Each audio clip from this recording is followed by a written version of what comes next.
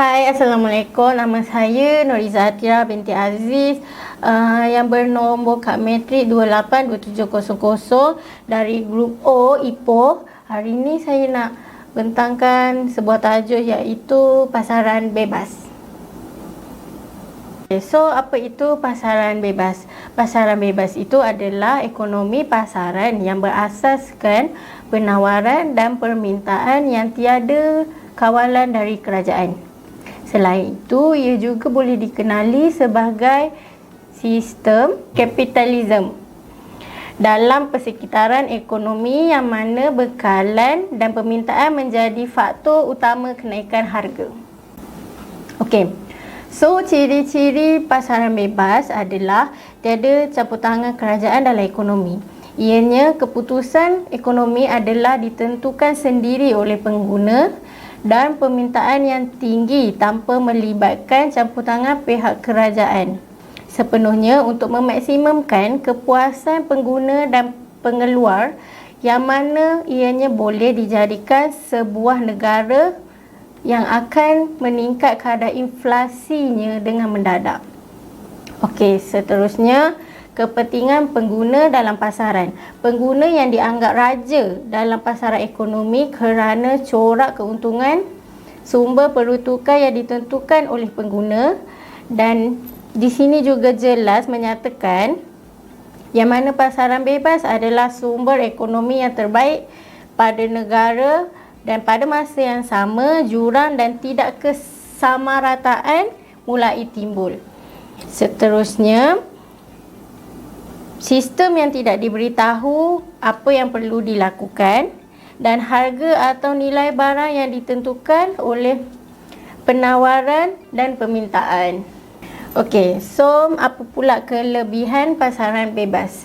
Adalah sumber ekonomi yang digunakan menjadi lebih optimum. Persaingan demi ekonomi akan menjadi lebih sempurna dalam pasaran bebas dengan membimbing pengeluar menggunakan sumber dengan lebih padat dan baik. Kegagalan berbuat demikian, sebuah perniagaan akan mengalami kerugian dan akan terkambus dengan pengeluar yang lebih cekap dan lebih mengeluarkan hasil yang banyak. Okay, next. Insentif bekerja yang tinggi. Oleh kerana semua keuntungan yang akan dimiliki, maka pengeluar akan lebih bersungguh-sungguh untuk meningkatkan sistem ekonomi pasaran bebas. Kelebihan dan memberanikan diri untuk mengambil risiko akan memperoleh ganjaran yang tinggi. So, persaingan yang hebat antara pengeluar akan juga menimbulkan idea yang lebih kreatif dan inovatif yang akan menghasilkan produk yang lebih berkualiti dan menarik perhatian. Okay, next, menggalakkan kemajuan teknologi.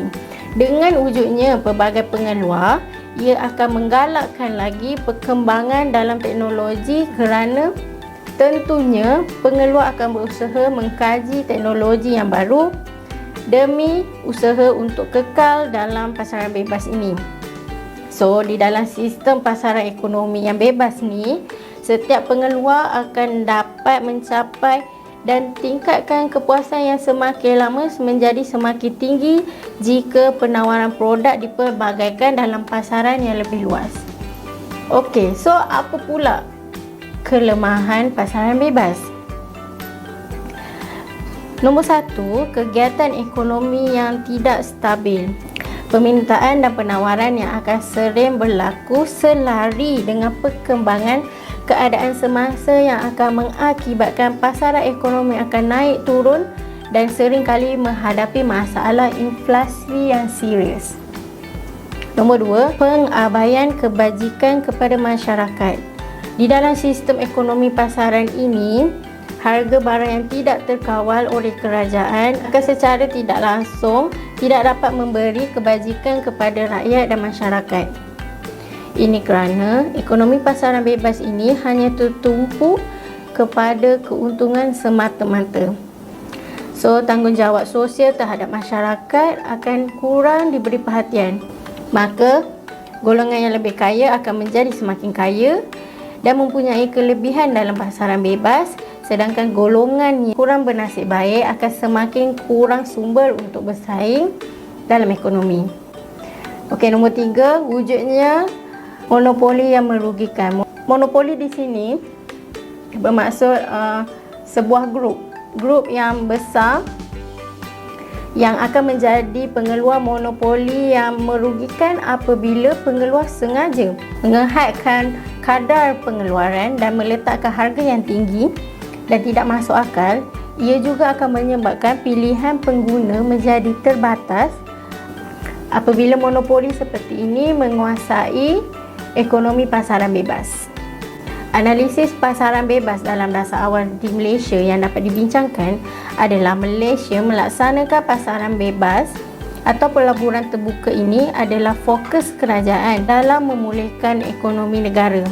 Pasaran bebas akan berupaya meningkatkan pasaran ekspor negara. Okey, so kesimpulannya adalah sistem ekonomi pasaran bebas diwujudkan bagi menyatukan kebaikan dan menyelesaikan sebarang kelemahan negara, serta pertumbuhan ekonomi yang kukuh dan reformasi struktur juga akan menghasilkan inovasi sesebuah negara.